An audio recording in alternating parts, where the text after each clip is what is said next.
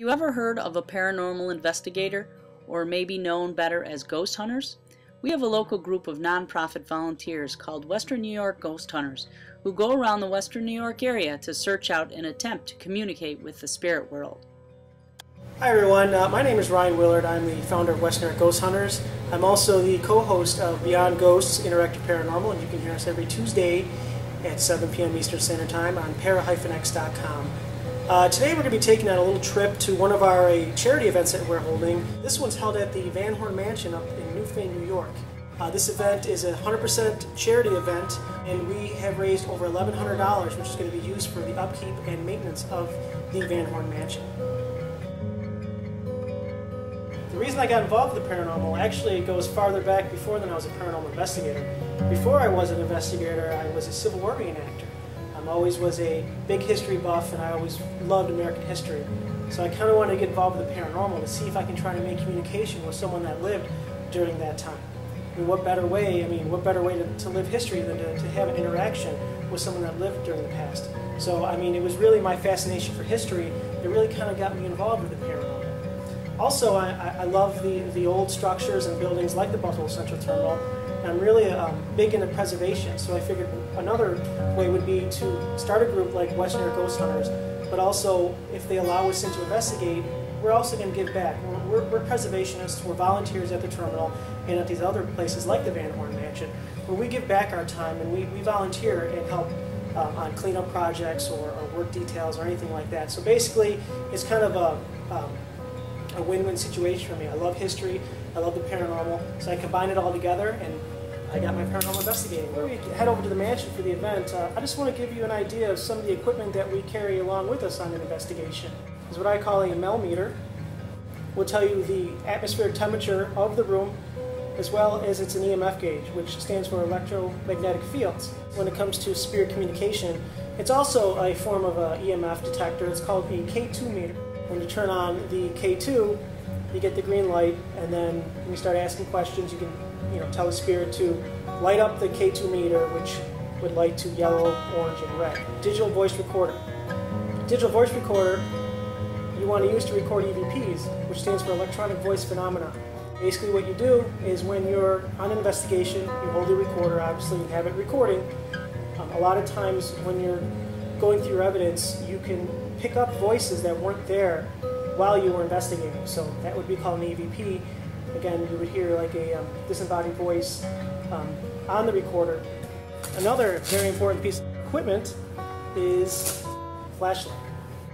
Now in my group, we kind of use a flashlight for multiple purposes. Of course, the one would be to obviously see the way because we're investigating in the dark. The other would be communication. What we would do is we would set the flashlight up on a table like this and basically ask questions to the spirit and ask him kind of questions that were more yes and no answers, like are you a male or are you a female? Now what a spirit can usually do is manipulate the flashlight in a way to turn it on and off for yes and no answers. A very important piece of the camcorder that every investigator should have is an IR illuminator.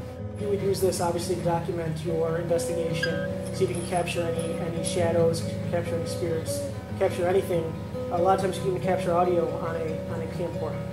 So this is another very important piece of equipment to have as a paranormal investigator. Now the Sony camcorders all come with night shot on it, but there's really not enough illumination, especially when you're investigating the pitch black. So you basically want to use an illuminator to kind of light up the room as much as you can. The more illuminators, the better you have. These are some of the procedures to communicate with the spirits. When their team does their investigating, the team members first survey the property with its owners, who describe their experiences at the site. Next, the team sets up electronic equipment in the apparent paranormal hotspots or the gateway to the spirits. The team then spends hours taking electromagnetic field and temperature readings, recording audio for EVPs, and filming with digital infrared video cameras. The team will verbally coax the ghosts into responding while recording. They also encourage the spirit to turn on the flashlight by asking a series of questions as another way of communicating. Afterwards, the team spends several hours analyzing all of the data for signs of possible paranormal activity. here at the Van Horn Mansion. I'd like to tell you a little bit about the Van Horn Mansion and the family Van Horns. The oldest son, James Jr., lived here in the house.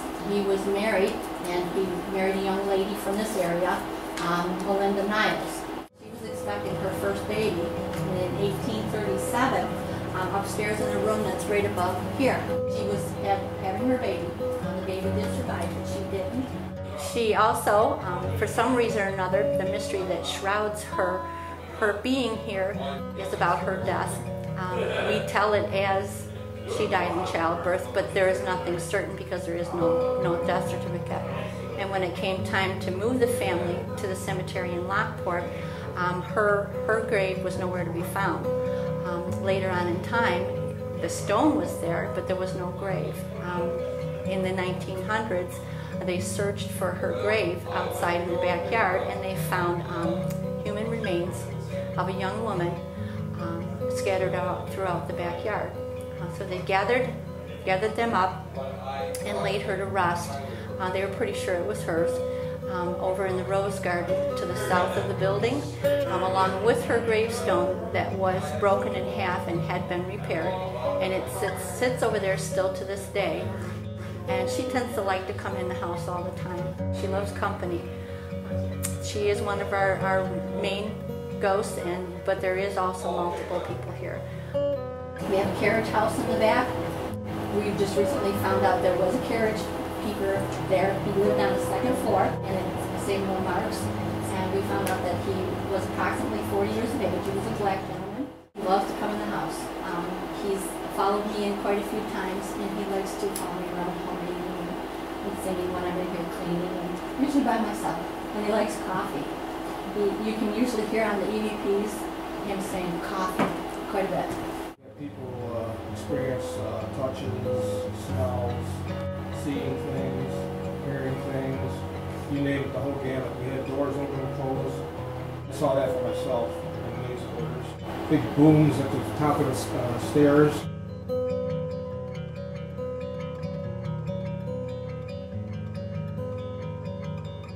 We're going to get right to the investigations, and of course we're going to start off with the Van Horn. Right into the evidence. Here's the first one.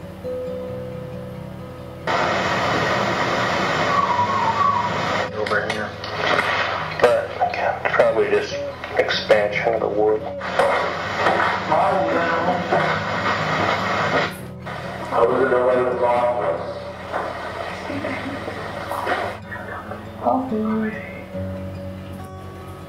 Okay, what you see here is the attic entrance area. What you see here is a door with a person standing in the door. There's not a door there. You guys can, if you remember walking up there, when you walk up there, take a look as you go up the steps and make a left. It's just a blank wall. Well, there's a door here in this picture. And there seems like to be a person standing right here. This other picture, she took a couple in a row. There's the door, and it looks like the person kind of moved over a little bit, standing right here. So person's here. This thing was not there when they took the picture. And I have another slide where it's going to blow it up, but we're not sure what that is, but when you blow it up, it kind of looks like a face. These are not ghosts, they're just chair covers. They're not having a dinner party, so this one is the ghost. So we're pretty good at this, right? Professionals. This goes to tell you our skill level right here. So you just kind of go back.